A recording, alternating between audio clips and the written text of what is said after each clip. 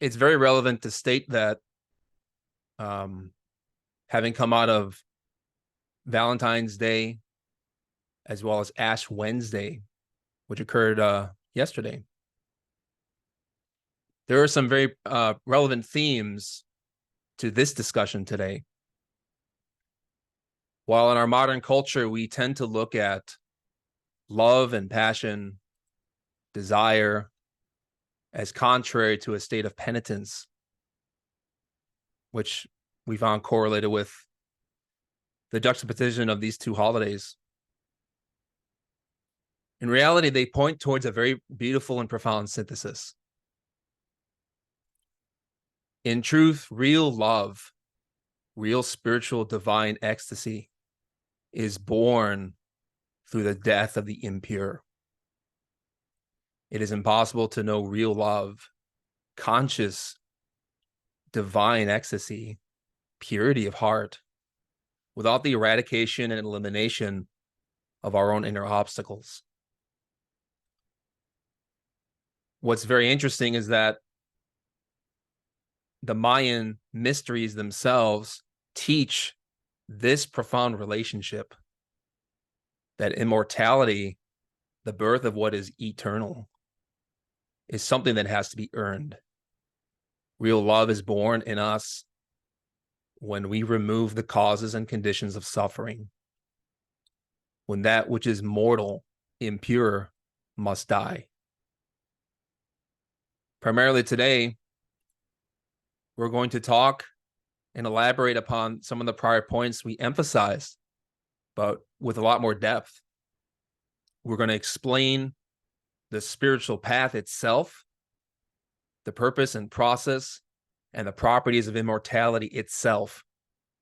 Specifically, as you may be familiar, in accordance with Kabbalah and Mayan mysticism, as we explained previously, these traditions share the same roots. While distant in time, culture, language, and place, the same principles hold true, in the same way that gravity is a universal phenomenon. So we study the two teachings themselves, traditions, in juxtaposition, because they provide context. They can help clarify one and the other. These laws are divine and eternal, no matter the culture or the particular expression or religion. We'll also synthesize how, through the specific path of initiation and through earning sacred initiations, our soul or consciousness can become a spiritual citizen of the higher worlds. Many people speak about spiritual experiences and enlightenment, ignoring that oftentimes that such states are temporary.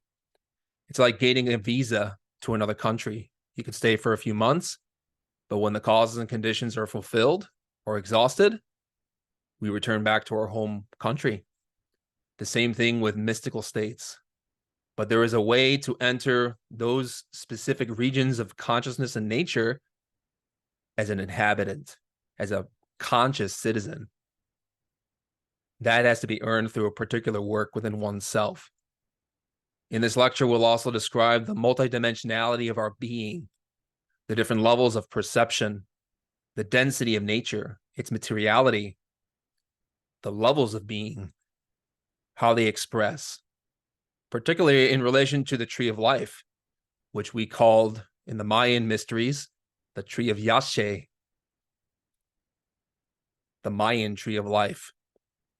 We'll also explain how there are certain laws in nature that constitute being, and that to become a conscious being, we must know the laws of nature, not merely from theory, but from experience, and by cultivating a direct personal relationship with divinity. This means that we learn to initiate and master ourselves, initiate a particular work. We'll also explain how spiritual immortality, the real union of the soul with the divine, is something that is earned. It is not innate. We're not born with it. It is something that must be developed.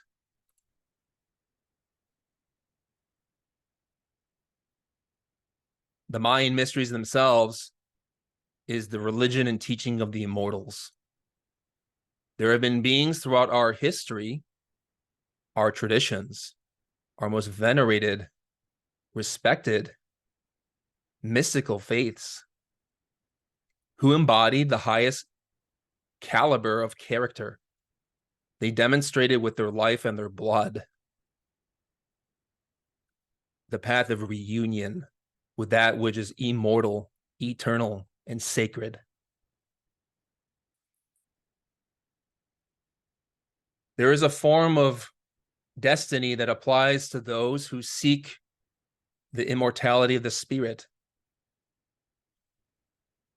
People oftentimes become very fascinated with the ideas of resurrection, of being born again, and believe that because of intellectual acceptance of certain concepts or a conviction in the heart without evidence, one's body will resurrect on a certain day and time.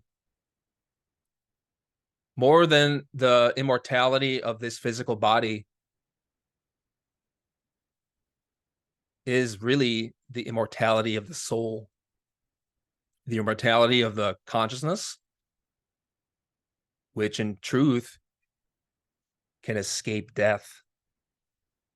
All of us who study spirituality face death, not merely physically, spiritually. Our situation is very dire if we are sincere and examine the facts of our life. We tend to be very afflicted with problems.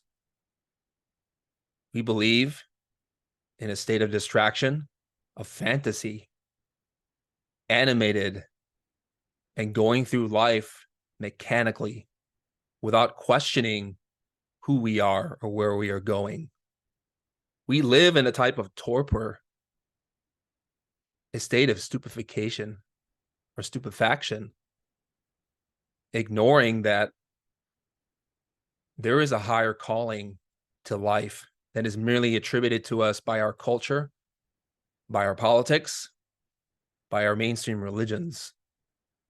There is a path that leads to the very heart of things, which we can access when we learn to explore ourselves and confront logically and consciously ourselves, our actions, our behaviors. We are in the grips of death. Physically, we may die tonight, tomorrow, in a year. We really don't know. There is great uncertainty in life. Even more so, the state of our soul is in a very dire predicament. Restrained and conflicted by numerous states of suffering, by afflictions of mind and heart, sicknesses of the body. We lack clarity morally, psychologically, about our true nature.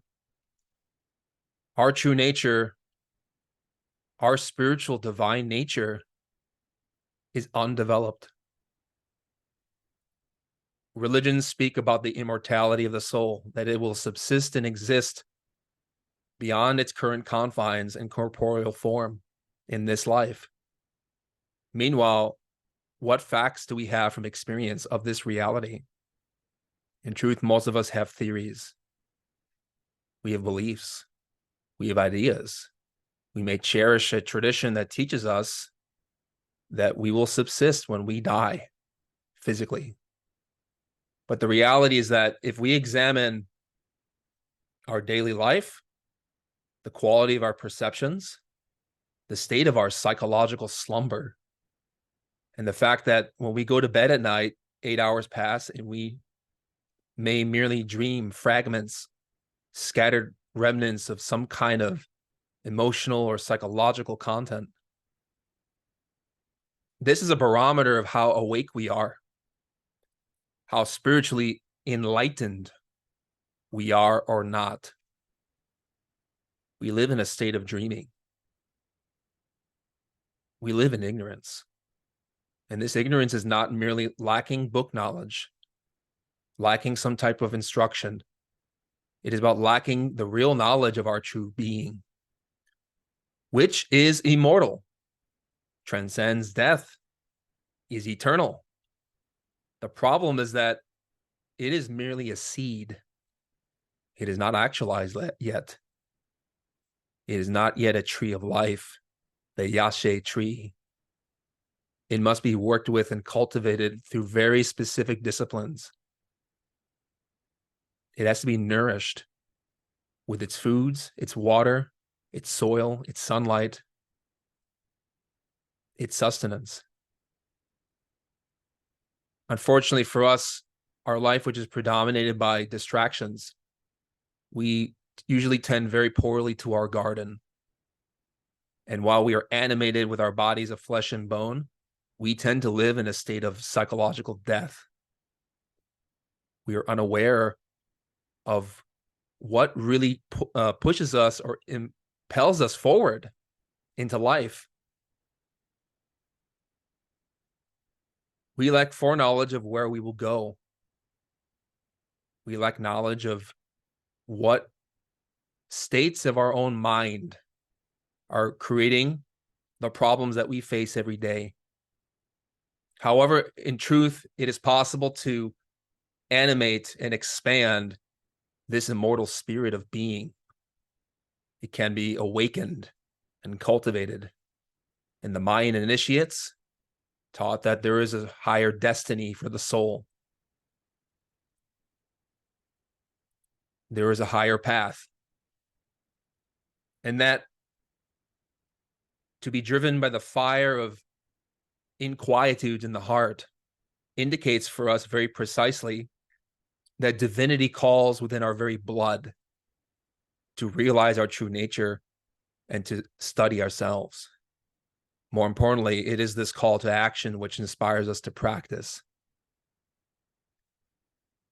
So we explain that the Mayan initiates are the land of the few, because Mayab, or the syllable ma, means no, and yab means many. It is the land of the few, the land of the immortals, those who cross to the other shore. And we who may study any religion or tradition, who is inspired in our very bones and being to seek and to understand ourselves and to know truth within our life, are being called to the Mayan lineage. We've been exploring a beautiful scripture called The Flight of the Feathered Serpent. And it emphasizes this call to action, that if we wish to escape the type of end, the trajectory where our current behaviors are taking us to a form of spiritual death, a form of nihilism and depression, of pain, it is necessary to listen to the heart. The more we listen to that voice of conscience, the greater its strength. And the more we learn to follow the voice of right and wrong. He who does not search in himself for the truth of destiny does not live, because his blood does not boil with the heat of the fire of the Maya lineage. And in the torpor of such animated death, he can even dream that he is free, that he has his own destiny. And he may even come to convince himself that this very torpor in which he exists is the fulfillment of his true destiny. All right, let it be that way, because that is also true. But there are those who even affirm that they are architects of their own destiny, as if a man who lives longing for the Mayab could do something that is not the destiny of the kingdom of the Mayab, the immortal destiny. And this is the signification of really a higher calling. It directs us, not the other way around. Immortality is achieved within the soul by achieving what is known as the second birth. In Mayan mysticism, they refer to the tree of the wine of Balche, which we explained in the previous lecture.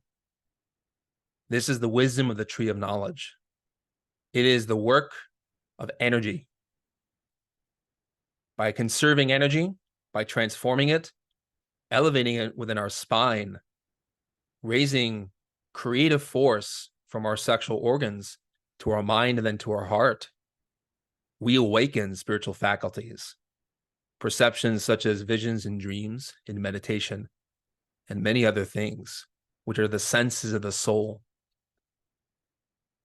Jesus, the great Mayan initiate, the great Mayab, Christ, a master of Mayan Kabbalah, taught that we need to be born again. That birth is a sexual problem. The Gospels speak about a wedding dress, the garments of the soul that it must wear in order to wed Christ. We know that physically in this world of matter and flesh and bone, we have this physical body. We have this vehicle in order to subsist in this dimension. And all of us know this. But there are states of being which exist when we dream. Physically, we may go to sleep, but our consciousness, invested in different vehicles, divested of the corporeal form, enters the dreaming world in another state of matter, energy, and perception. We subsist in different states of being, a different dimension with a different vehicle. And when we wake up in bed, we return as a consciousness back into our car, and then we awaken. Now, the reality is that we oftentimes have a dream and then we wake up and merely discard it. We think in our conventional language that it was something not real. It was perhaps vague or fragmentary, confused, unclear, scattered. But there may be moments when we dream where we find ourselves traveling places and doing things, but on autopilot, repeating our job, our career, our obligations. And yet, if this state is not real, then why do we not realize that when we dream, we merely accept it as a reality? Otherwise, we wouldn't be going along with it. This proves to us that this is a dimension of matter, energy, and perception, and that we travel with it with a certain vehicle. Different traditions give different names. In the theosophical tradition of Blavatsky, they refer to this type of mechanical vehicle that we all operate within the dreaming state as kama rupa, the body of desire. We chose an image here of a woman who is translucent and pale with her hands in prayer near a staircase of a temple, because this is a fairly accurate representation of the kind of phantasmagoric state or vehicle that we operate in when we dream. It is a lunar vehicle. And by this term, lunar, we mean it is something that is given to us by nature. It is mechanical. Everybody has it. It operates in accordance with cyclical events. Sometimes we may dream more when the full moon is up. It is a lunar influence. Maybe we have more astral projections, which is another term for this phenomena. Maybe we have more clarity in our inner worlds. But the reality is that such states tend to be very mechanical. We don't will them.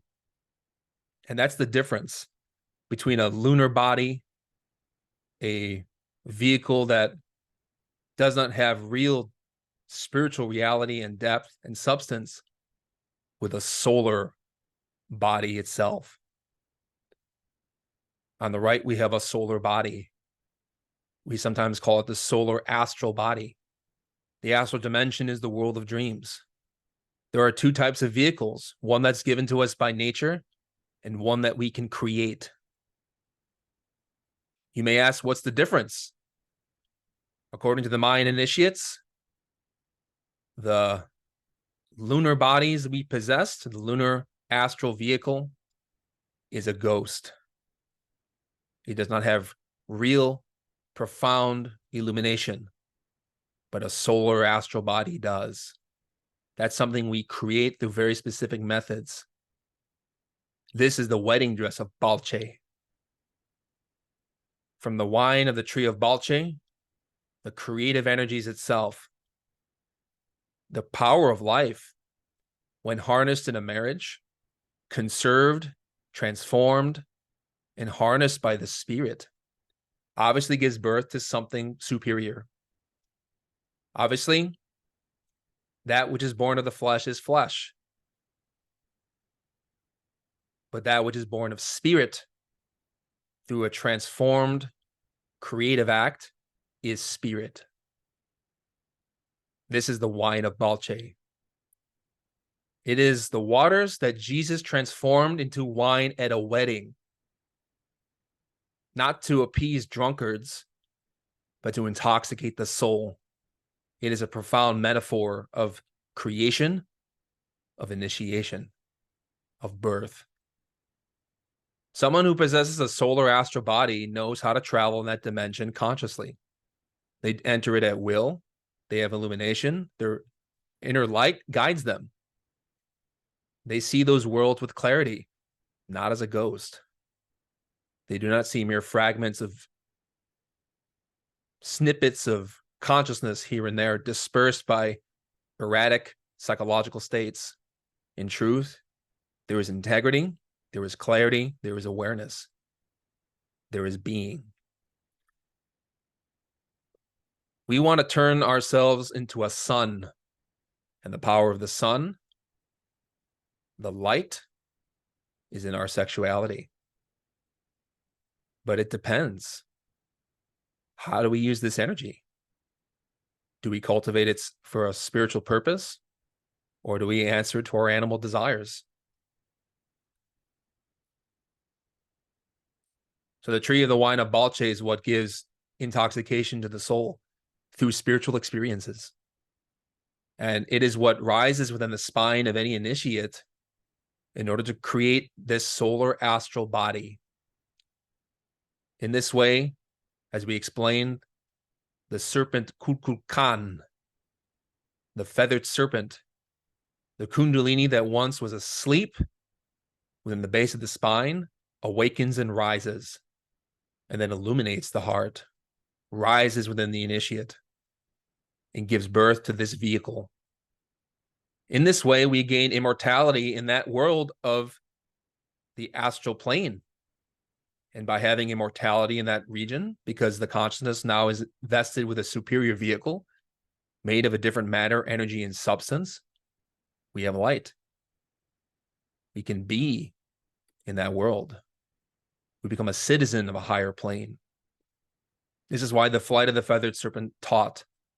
And when the number of the new lineage of the Maya men exists again in the sacred land of the Mayab, they will ask you for the tree of wine of Balche, and you will present it high up, and you won't be killed or thrown out.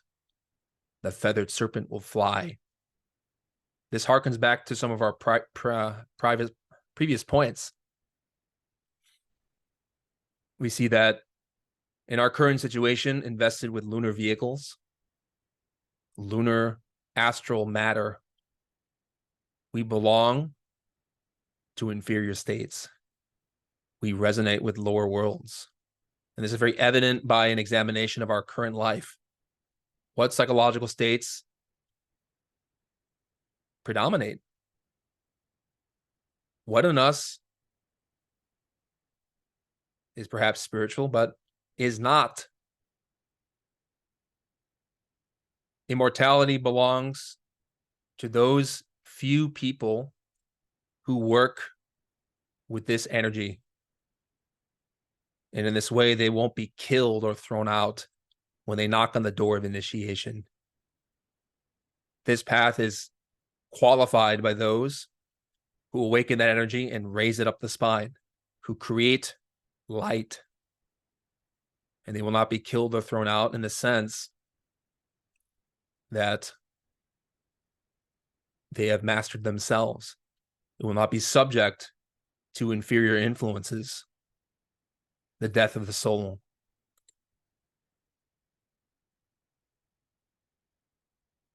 So all religions teach about, again, higher and lower worlds, heavens and hells. And right now we are in hell. We have a lunar body. We belong to lower dimensions. And most of our dreams are merely perceptions of lower worlds, cold, ephemeral, and lacking reality of a spiritual type. We are already citizens of hell. And this is very obvious if we look at our life and we look at the state of humanity, because we belong to this world. If we wish to transcend the world of suffering and pain, the world of illusion, we need to work with the tree of the wine of Balche, to be born again, to become citizens of the higher cosmos. Also, different religions speak about the state of those individuals who continue to inflict harmful actions upon themselves and others. And because of successive degeneration, there is no hope but for that soul or those individuals to be taken into lower states progressively, degenerating more and more, so that in those inferior worlds, the light can be extracted and the impurity can be left aside. It's not an eternal place of damnation, but it is a recycling plant for those who fail, who don't want to change. But that light, which is immortal, must be liberated somehow. And so out of compassion, divinity has given us those dimensions. However, there is a higher world, a higher path, where we don't have to enter unnecessary mechanical suffering, but instead transcend it with wisdom and knowledge. This is why one has to create the wedding dress of the soul. It is the path of regeneration, not merely to generate the physical body of a child through a marriage, but to regenerate the heart. Take that same power and give it to divinity. As stated in The Flight of the Feathered Serpent, they perhaps will also ask you for a wedding dress. If you do not have it, if you've been lazy, if you haven't watched, you will be thrown out where there is weeping and grinding of teeth. For the wedding dress is the dress of regeneration, and it is the same as the tree of wine of Balche. Regeneration is the real path of John towards the Mayab. So what is the path of John? It is the path of immortality. Different apostles in the Christian tradition represent different qualities or aspects of the path. The path of John is very elevated. What we're talking about here is the path of Peter, the path of marriage. And that path is united to John through Judas.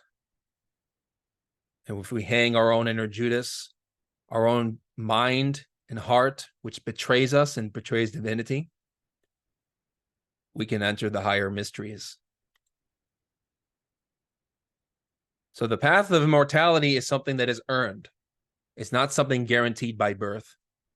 It is performed through a practical work. And in fact, immortality exists in different dimensions and states of being, as emphasized and elaborated here by the image of the Kabbalah. So the Kabbalah, in the Jewish mystical tradition, is a glyph or map that teaches us the structure of the soul. It also teaches about the different levels of dimensions in nature where we can travel to when the physical body sleeps and the consciousness awakens. There are different bodies that can occupy these different regions. But obviously, the higher you go, the more spiritual and elevated it becomes. The lower you go, the more dense, material, and inferior it is, the state of being. So this tree is also the Yashe tree, to use Mayan language, Mayan terms. But here we use the Jewish depiction because it's a very beautiful synthesis and code for explaining many faiths and religions. It's also very articulated and beautiful. Immortality exists in these different regions. We know our physical body, Malkut. which is occupied by many laws, 48 in total. And in terms of laws, these are spiritual laws. They are not merely physical phenomena. The higher up this tree, the more simple life becomes, more elevated and spiritual. There are less laws in the higher world because they are more free. And the higher we go, the more freedom we experience because there's less complication. And the further down you go, the more laws exist because, as we explained previously, life unfolds in different layers of being. These laws double and complicate successively as life descends from the higher worlds into materiality, so as to give existence to our life here. And this is a necessary process. However, since we have descended to this physical world, we've entered matter, energy, and perception in the level of the physical body, we now want to return. But to return requires that we resonate with those spiritual laws from which we emanated. And in the path of spiritual initiation, we learn to create superior vehicles, solar bodies. We become immortal in these dimensions when we create vehicles that belong to that level of nature. And we want to successively, progressively go up. Immortality pertains to raising the fires and energies of Kukulkan, the feathered serpent, Kundalini, to use the Hindu term. The feathered serpent is that energy of the divine feminine, or the princess Saknikte in the Mayan Mysteries. She is the energy that elevates the soul. So we're currently in this physical body governed by 48 laws, which has a superior component known as the vital body, Yesod. Yesod in Hebrew means foundation, and Malkut in Hebrew means kingdom. Our body is our kingdom, and our vital energies, our sexual creative forces, give us the foundation for spiritual life. These two spheres are governed by 48 laws. What's interesting is that we have 46 chromosomes acknowledged by materialistic science. But according to Samal and Vior, there are two other laws of a vital nature within the vital body. And the vital body gives life to the physical body. It is our chi, our energy. This body is studied within Chinese acupuncture and other forms of Eastern medicine. Even in Tibetan, this knowledge is studied very deeply, the nature of the vital vehicle. It permeates every aspect of our physical being. So our physical body and our vital body are governed by 48 laws. Beyond that, we have an astral body, Hod, glory in Hebrew, governed by 24 laws. The mind, the mental body, is governed by 12 laws. And beyond that, becoming more subtle and refined, is our human soul, our willpower, Tifereth in Hebrew, meaning beauty, and Netzach, meaning victory. Because someone who develops their human soul, who masters their human consciousness, and conquers their mind in victory, becomes immortal in that world. And obviously, there are higher regions too. We have a divine consciousness governed by 6 laws as well. And our innermost spirit, our inner being, Chesed, mercy in Kabbalah, also governed by 6 laws. Beyond that are higher states that are very difficult to comprehend, governed by 3 laws, the trinity of any religion, Keter, Hokmah, Binah, crown, wisdom, and intelligence or understanding, or the Trikaya of Buddhism, the Trimurti amongst the Hindustan yogis. Notice that these laws, when they descend, become unfolded and double on themselves. They'll finally enter this physical world. And now the goal of any initiate is to return up this path itself and to become immortal in these regions, to gain knowledge of those states from which we came from mechanically. Now we want to master these states. And the way to do that is by understanding the laws that govern those levels of being and creating vehicles that operate at that level of nature. So obviously, the higher you go, the subtler life becomes. You know that in your dreaming state, there are different laws that govern the cosmos. You can fly, levitate, pass through walls, teleport, imagine a place and emerge there. You can travel throughout the cosmos. You can go to other planets. You can do many things because there are less laws there. Likewise, in the higher regions, the further up you go, the more freedom you experience. But to get there requires that we become immortal in those lower regions. This occurs through the perfect matrimony. The Saihaya Maithuna. This is known as sexual magic in the tradition of Samal and Vior.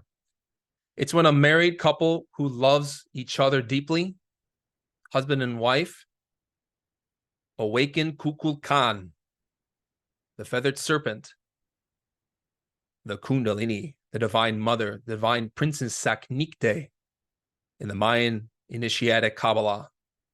She raises them up, spiritually speaking, by mastering a lower animal sexual act and making it a sacrament of Rome, of amore, of purity. What happens is that as we conserve sexual force and transform it and eliminate impurities in our own mind, that energy rises slowly, very delicately, very patiently. Not immediately, but governed by intelligence, which is why this force never harms anyone, especially when we meet the requirements given by our own divine princess, Saknikte, the divine mother, who only awakens in accordance with the merits of our heart. She only grants power to souls that are responsible, not to unethical people. She does not harm anyone who maintains purity of mind and heart. And that force cannot harm. It can only elevate.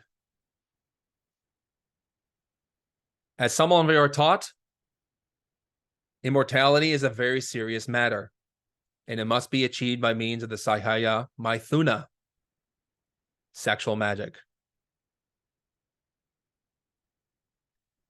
When we conserve force and elevate it within the physical body, eventually there is a surplus. And then it develops and grows, initiates, creates within internal, subtler spiritual states, like a fountain that overflows and then enters another level. In the same way, when there is a surplus in this physical body, it elevates to the vital body and successively up into the astral body, mental body, causal body, the world of will, the human soul.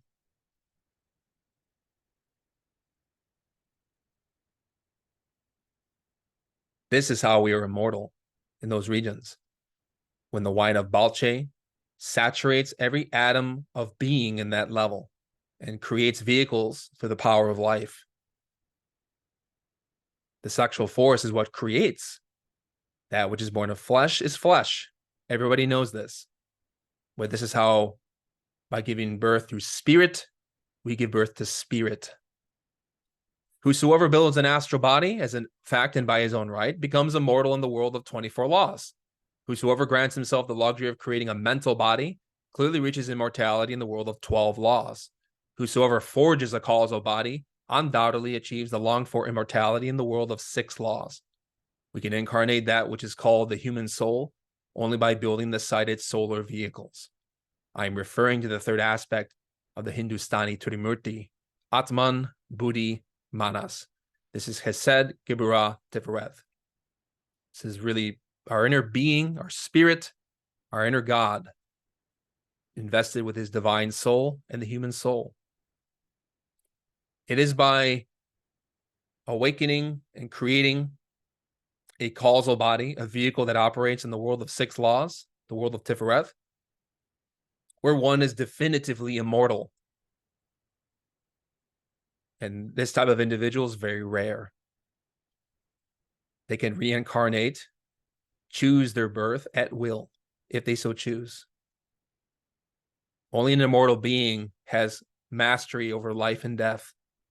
They can choose to be where they want. But the rest of us tend to be compelled by forces beyond our understanding or awareness. We merely return to this world, this valley of suffering, unconsciously. Only the causal human has definitively attained immortality. These types of beings are beyond good and evil. So we talked about the tree of life. There is also the tree of death, the infernal regions of nature. Obviously, from this physical world of 48 laws, when that force is not elevated, it descends. There are regions of nature which are more complicated than this physical plane. We call them the hell regions. Our physical body is a microcosmos, a minor, small unit. Below that is the tritocosmos, the infernal worlds. There are 9 spheres. And from each sphere descending down successively into inferior states, doubles and gets more complicated. So there are more laws here which double the further you go. And this explains the profound state of suffering, not only of these regions, but also of our planet. Because currently our world is, while should be governed by 24 laws, is in fact governed by 96, and in some places 192, and some even more deeper than that. We are literally bringing hell up to the surface. This is very evident if you just watch the news. These regions are real. We live them. We see them every day. We just don't identify them as such. So these 9 spheres are sometimes related to the 9 planets: Moon, Mercury, Venus, Sun, Mars, Jupiter, Saturn, Uranus, Neptune. It goes from 96 laws to 864. These are very complex and very dense states with a lot of suffering and a lot of pain. And when those souls do not wish to strive upward, do not change, they are taken by the forces of nature and descend down these inferior regions. So that through the density and strength and weight of these dimensions, the soul can be extracted from the impurities of the mind. The shell of our ego can be cracked like a stone, and then the consciousness can be liberated afterwards. Those souls who do not wish to change disintegrate in lower and lower states of being until finally the soul is extracted from the ego, and the consciousness can be liberated to transmigrate through a process of evolution again, as well as devolution if that soul again repeats its same mistakes.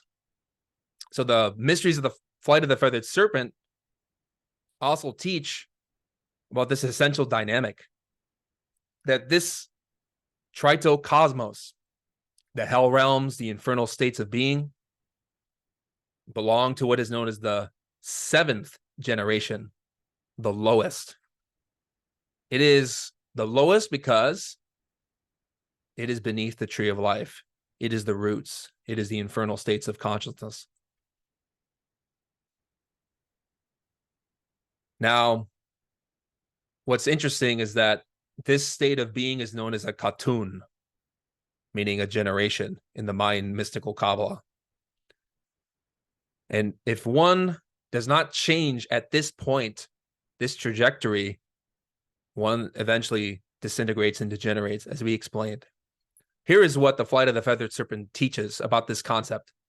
7 are his generations from the highest to the lowest. So previously we spoke about the 7 cosmoses. The lowest is the tritocosmos, the hell realms. The 7th generation has a tree of life with as many as branches as 32 times 3, 96 laws. And these branches support the beings because they are many branches and they cannot climb through the tree of Balche by themselves. And their climbing is a climbing of a katun of the whole such 7th generation. Slow climbing, painful climbing. He who in the 7th generation degenerates has a certain weeping and grinding of teeth. Now, there are people who have studied this knowledge and have exclaimed, how is it possible for someone in this lower hell realms to change? Is it possible for beings who belong to hell to go up? And yes, it is possible. It is possible because we know from the writings of Saman Vior that a particular demon by the name of Beelzebub was one such individual who changed, who repented, who, by following a higher calling and was inspired by the Mayan inclination, the initiatic path, changed. He was able to transform himself to climb the tree of life, or the wine or tree of Balche, with help. But many don't choose this path.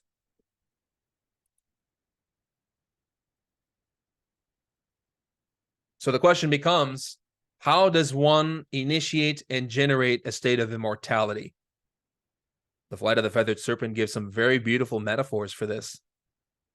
So what they taught, or what is taught in this scripture, is that by working in this physical world, in a marriage, one can climb.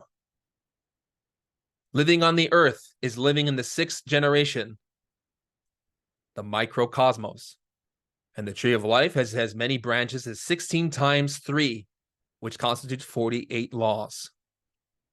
What's interesting is that the rest of this metaphor elaborates upon the union of husband and wife, and that their union is what produces the blossoming of immortality. You have a representation of 2 colors, yellow and black,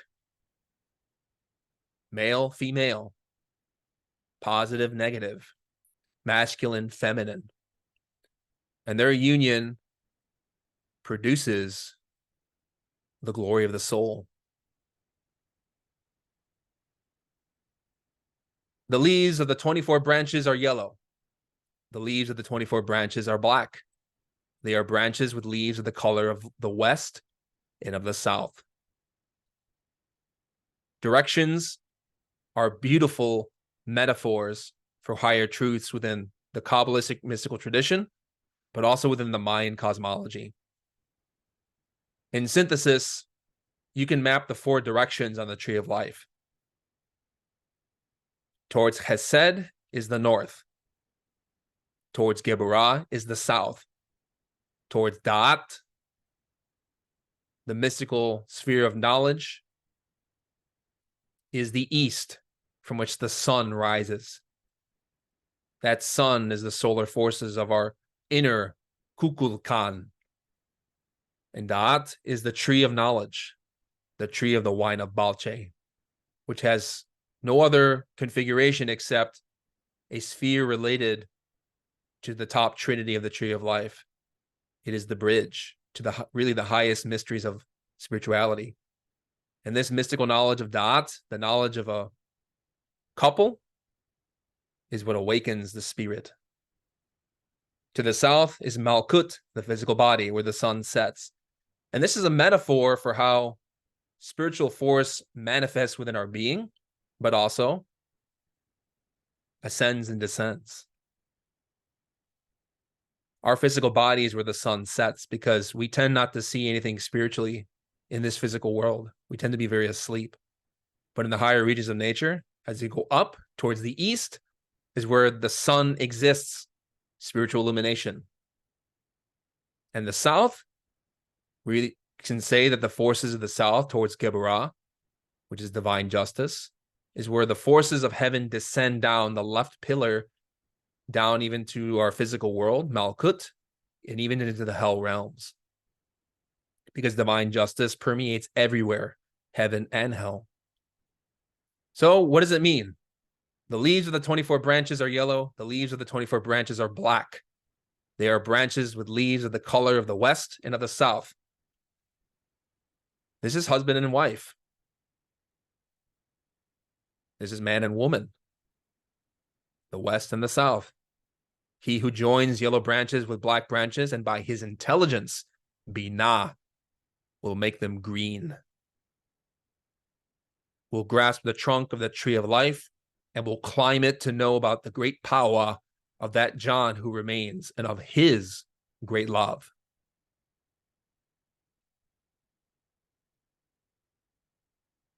The powers of the West descend even from this physical world down into hell, and even the South as well. And this is a powerful symbol because a married couple who enters initiation is transforming an act which is usually carnal and making it sacred by transforming the powers of hell into the powers of life, and through intelligence, mastering oneself. In this way, one climbs, goes up, so that by no longer enacting actions which are harmful for oneself and others, one blossoms with the fruit of spirituality, of immortality. In this way, one will know about the great power of John who remains. Powatun is a Mayan god associated with the Inferno and has 4 faces, 4 directions. God of the underworld. What is a Pawa? An initiate who conquers hell, who becomes immortal, who changes, because by conquering our own defects and destroying them through the Princess Saknikte, our divine mother, we give birth to the spirit. We give birth to John, the word. And we know of his great love, divinity. Samal Vera says in the book Igneous Rose that the throne of masters is composed of monsters, meaning the 4 legs are beasts, because only one who masters hell can enter the higher worlds. Only by conquering spiritual death can we become immortal and become a great power, a master of heaven. How are you going to do it? Waking up and studying, waking up and working, waking up and fighting.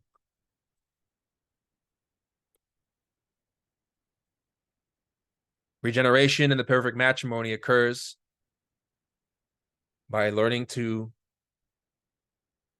sanctify a marriage. Take a bit of black paint, take a bit of yellow paint, make one soul paint from the 2 and look, well, what do you see? Isn't green then the new color? Yellow is the sun, black is the earth, green is the flowering of immortality. There are levels and dimensions to this symbol. Obviously, the sun, the solar force is masculine, and the earth is feminine. But in the same way, when a couple unites out of purity of mind, heart, and body, they can serve the power of a sun, and their earth, their bodies become recharged, revitalized, and bloom with great health. Spiritually speaking, the soul is born. It is the flowering of immortality. A couple can learn this science and learn to connect with divinity in the sexual act itself. It is not merely a source of pleasure, but it is a source of divine inspiration. Because what greater mystery is there than love? This is very different from lust, obviously. Lust is mortality, is death, the death of the soul, which is the gratification of pleasure and sensations at the expense of one's partner and oneself, one's heart. But the immortality of the spirit is born through a holy matrimony. And when the couple is learning to work with that fire, the fire of Kukulkan, the feathered serpent, they give birth to a solar astral body, which is referenced here. In this way, you can begin to walk along the path of regeneration, and your generation will then be the generation of the 8 times 3, 24 laws. In this way, we're the giants of the small Cozumel. Cozumel is an island in Mexico, I believe, where there are Mayan ruins. What else is an island but the astral body? It comes out of the sea, from the waters of creation, is the birth of the astral body. The giants of the small Cozumel were giants in spiritual stature because they're initiates. They have solar astral bodies, and therefore they constitute the small Cosmos, like an island amidst a sea of suffering. But there are higher levels. One can go up. After creating a solar astral body, one learns to create a solar mental body, a solar mind, governed by 12 laws. 4 times 3, 12 laws. In this way, we're the Pawas, the one of the east, the one of the west, the one of the north, and the one of the south. Remember that a Powatun, the god of the underworld, has 4 faces. And this initiate, a Pawa, is one who has mastered hell. There is one from the 4 directions each, because one learns to conquer the whole tree of life in themselves. The forces of mercy on the right pillar of the tree of life, the forces of justice on the left pillar, the forces above in the top trinity towards the east, and then the hell realms facing towards the west, which is beneath Malkut. In this way, one is immortal, having conquered hell to a degree whereby there is enough stability in the soul to have a foot in the door within the heavenly regions. In this way, a Pawa eats the food of the sun. What is that food of the sun? It is spiritual experience. It is the nourishment of the heart, mystical states, to be a citizen of those worlds, to be a member of the initiatic colleges, the great Mayab, the chosen ones. 2 times 3, 6 laws, is only conceived by a Pawa who cannot die. This affirms what Samanvira wrote, that by having created a solar astral, solar mental, and solar causal body, one is immortal, definitively. One can choose to incarnate at will. One has mastery at the beginning level. There are some words of encouragement here, but every man can be a Pawa, meaning the path is open. It's possible. However, the higher states are even more refined and very difficult to conceive, as stated here. And 1 times 3, 3 laws. We cannot even think on it in our actual condition because it is a katun, a dimension, a time that can only be understood by a Pawa. All are different times, measured by different measurements. The bold and daring Maya goes from one katun to another, always toward the above, and he is 3 generations in one. So an initiate seeks to go up higher and higher, not only to create solar bodies and gain immortality in those regions, but to be able to even transcend their divine state and enter higher states of purification. In this way, the soul has to learn to wage a holy war, a spiritual war. We are men and women of clay. We're of the mud of the earth. You know, Adam was created from the dust of the ground, and Jehovah Elohim breathed the breath of life, and he became a living soul. We are of the mud. We are of passion, of lust, of pride, of anger, of fear, of laziness, of gluttony, of hatred. However, we are clay that could be molded by extracting the purity within the dire circumstances of existence from the mud of passions. Is how the lotus of the immortal spirit is born, by facing contrariety and difficulties, challenges, and learning to overcome them, and working with the wine of Balche, the creative forces, the waters of life. We enter a higher way of being. So there are some prophecies given in The Flight of the Feathered Serpent, which are very interesting. It states that those individuals who are nourishing their physical bodies through transmutation, which is the science of the perfect matrimony, working with the creative sexual force, whether as a single person in pranayama or as a married couple within alchemy, they learn to become suitable individuals for the new civilization, the New Jerusalem, mentioned in the book of Revelation, the chosen ones. which is a metaphor for not only, this physical world, but merely really for becoming a citizen of the higher cosmos. And in a sense, this path is about death and resurrection, death and rebirth, death, rebirth, resurrection, ascension. Because by dying to what we are now is how we enter a higher way of life. There's no way to change except to eliminate that which keeps us imprisoned. The Flight of the Feathered Serpent states this: every clay that knows where and how to do the war to be able to die is earth of vigil and prayer, earth without thirst, earth watered by love, which will serve God for a new civilization. And when he dies in his 6th generation, the physical world of 48 laws, he will live another Khatun in the 5th, the astral world of 24 laws. 3 times 4, 12 laws will be his yes. 3 times 16, the world of 48 laws, will be his no. So it's not enough to be stuck in one level, but, obviously to aspire to higher states. In a sense, by leaving behind the passions of the physical world, one will live another life in dreams, in visions, and will aspire to even higher states. In this way, by having a solar astral body, according to Mayan Mysteries, one can choose to incarnate at will. In this sense, one will have mastered death. One will have immortality and consciousness in those regions.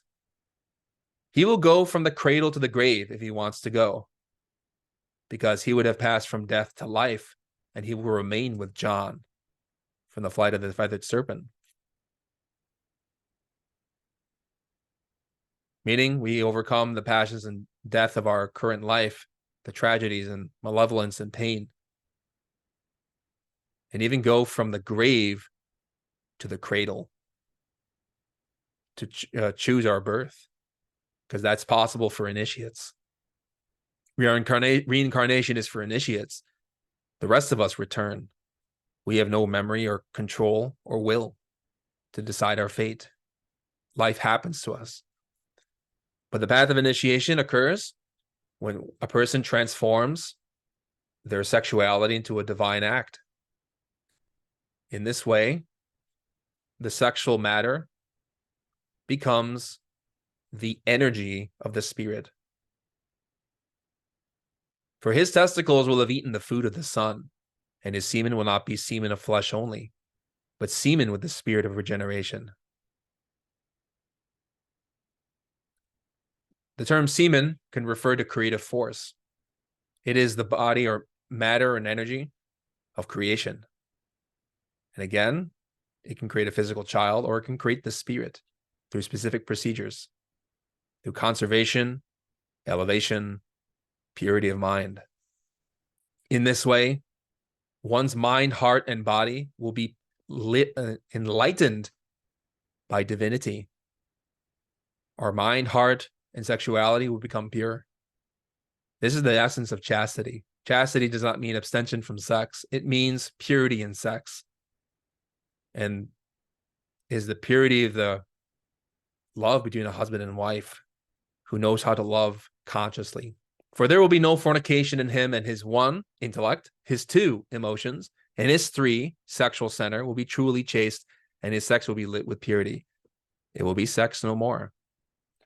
Because what we conceive of sex is not the totality of sexuality, because there is sexuality amongst the gods, but it is not degenerated like us. To conclude, we have a resource from Mayan Mysteries, which explains some of the elements of the 7 cosmoses in a book called The Elimination of Satan's Tail. It is a very profound book, very small, very short, but dense. We invite you to study it to know more about the different laws that govern the cosmos and also the path of return.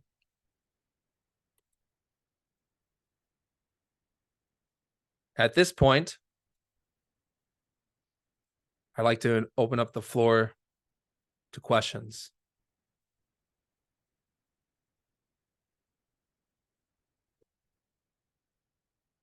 We have a question. Can you explain again how the 4 cardinal directions correspond with the tree of life? Yes. The right pillar relates to the north. The left pillar relates to the south. The top of the tree of life relates to the east. And the lowest part of the tree of life, Malkut, relates to the west. The north is spiritual. In the north, we have the mountains, the cold. And even writers like Nietzsche emphasize that the lands of the north, Hyperboreas, beyond the north, are regions that are very spiritual because they are governed by very spiritual laws. And even physically, if you look at mountains in the distance, you can see an ethereal blue, which are the vital forces of Yesod present.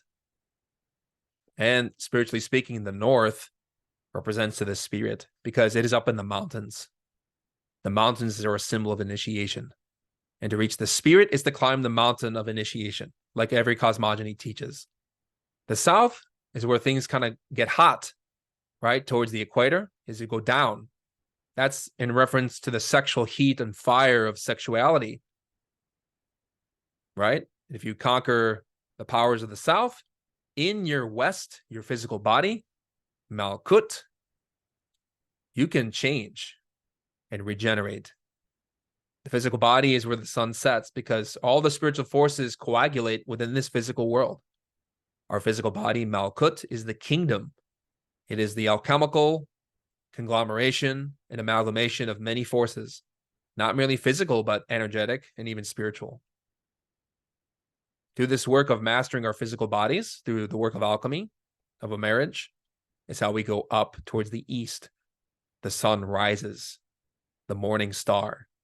That is towards the higher worlds and higher realizations. So the north relates to Hesed.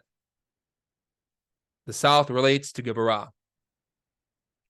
The east relates to Da'at and the higher trinity of the tree of life, and Malkut relates to the west.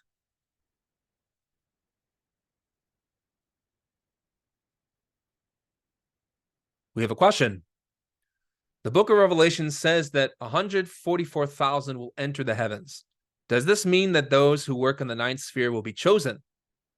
Because if you add the synthesis of these numbers Kabbalistically, 1 + 4 + 4 equals 9. Does that also mean that one must have the solar astral body to be chosen? Yes. The book of Revelation says that by working in the ninth sphere, by working with the lower animal instinctual elements of our psyche, the ninth sphere relating to our sexuality, Yesod, is how we are chosen. That's the difference between a master and a man or woman of clay, is what we do with our sexual force. Also, one has to create the wedding garment of Balche, the solar vehicles themselves, the wedding garments of the soul. That's how we're chosen, you know, it's initially, at least. You can create those bodies and enter a level of immortality in those higher regions, but then there's more work to be done because eventually one has to fully eliminate the rest of the impurities of the psyche. One can create solar bodies by eliminating a little bit of ego, right? Defects. But to achieve perfection and mastery is a deeper work. So there are levels of being chosen, right? There are degrees and katuns, times and spaces by which one enters little by little, mentioned in that scripture, the flight of the feathered serpent.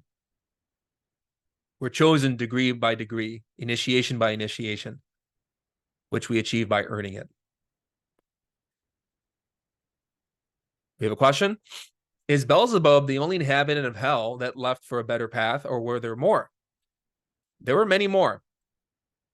Many of his friends converted because of him. It's mentioned in that book. There are some people who are very well developed in the Black Lodge who eventually transformed their psyche. And for those who don't know, the Black Lodge is a reference to all of the groups of demons of this world and the internal worlds. People who seek to develop in the lower regions of nature with powers and abilities, but not in heaven. Beelzebub was one among many. He was one of the first who set an example for others to change. So fortunately and thankfully for him, there are many others who are following in his stead, climbing the tree of Balche, like many others, with a lot of help from divinity. because divinity is compassionate.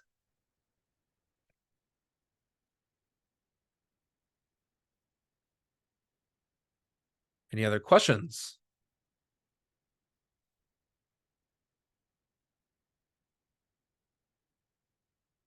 Is that why Judas is in hell? To help those who want to convert.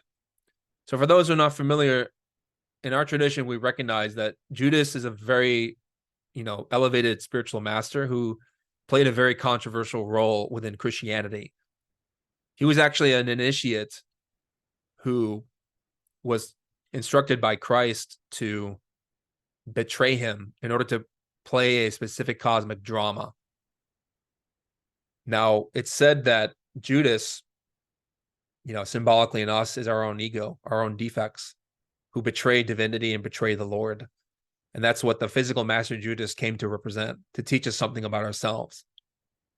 So one thing is the master Judas in the universe, and one thing is Judas in us. So we have to differentiate. Now, we know from Salman Vior that the master Judas externally is in the hell realms trying to help the fallen. And this explains why in the book, The Flight of the Feathered Serpent, which is allegedly his teaching relating to the Mayan mysteries, which we're relating here, he related that he is trying to help those who are in the 7th generation, the Tritocosmos, those who cannot climb the tree of life without help. And yes, he's helping a lot of individual souls. That's a very difficult work to do. I mean, he's helping the demons who don't want to change. That's incredible. It's very difficult. I mean, personally, and just we can see in our own life or career that it could be very difficult to help people who don't want to be helped.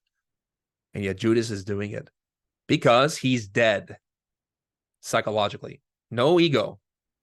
There is no pride, no resentment, no anger, just pure being.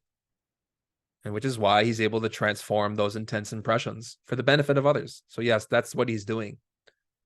In The Flight of the Feathered Serpent, which is basically the first half, it was a book given by Armando Corsani, a journalist who met Judas physically. And then Judas gave him a manuscript, which is some of the excerpts we've been reading from. But yeah, Judas is really great high master, very difficult to comprehend. Any other questions?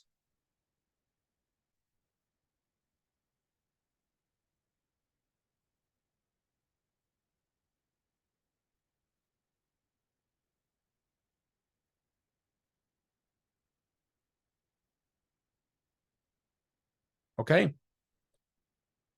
We can conclude. Appreciate the turnout.